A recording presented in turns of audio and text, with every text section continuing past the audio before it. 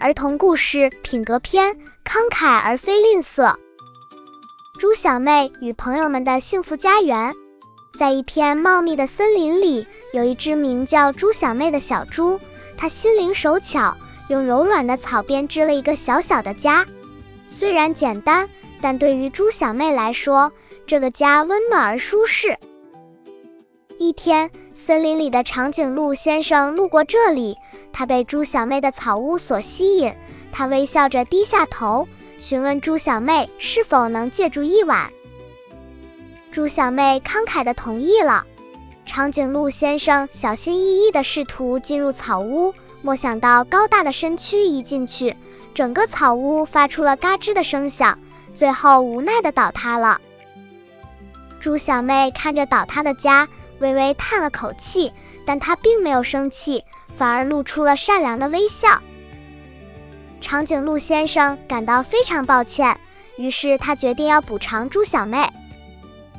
长颈鹿先生开始号召森林里的朋友们，有强壮的熊伯伯、聪明的狐狸阿姨、勤劳的啄木鸟们，大家齐聚一堂，商量该如何帮助猪小妹重建家园。在所有人的帮助下，他们逐渐用木材、泥土建造了一个又大又坚固的房子。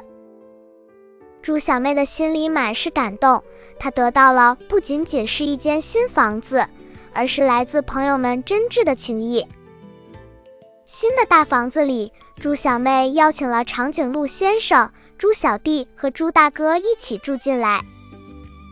从此，他们成为了欢乐的家庭，每天在森林里嬉戏玩耍，享受着彼此的陪伴。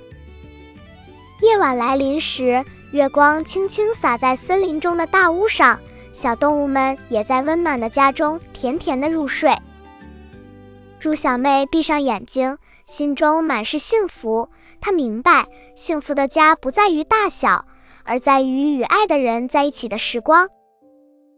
朋友们，我们一起来分享咯。想想你看到了什么？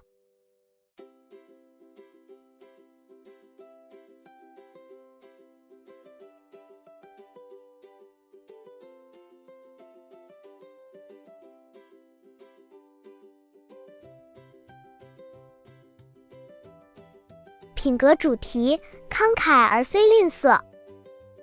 核心定义：慷慨是愿意分享时间、物品与爱心，乐于帮助他人而不计较得失。吝啬则是只顾自己，害怕失去，对别人的需要冷漠。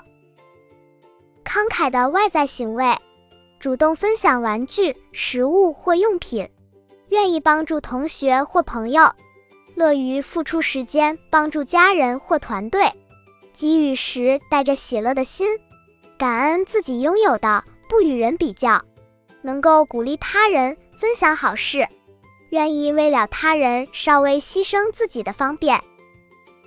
吝啬的外在行为：不愿意分享自己的东西，帮忙时会抱怨或拖延，常说那是我的，不给你，看见别人需要却装作没看到，喜欢计较谁多谁少，对别人的成功或收获感到不平衡，只愿意接受帮助，不愿意付出。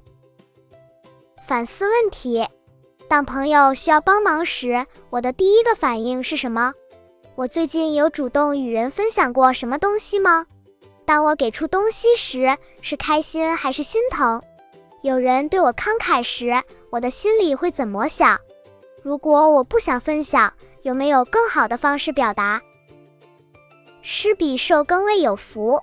使徒行传20章35节，个人要随本心所酌定的，不要做难，不要勉强，因为捐得乐意的人是神所喜爱的。哥林多后书9章7节。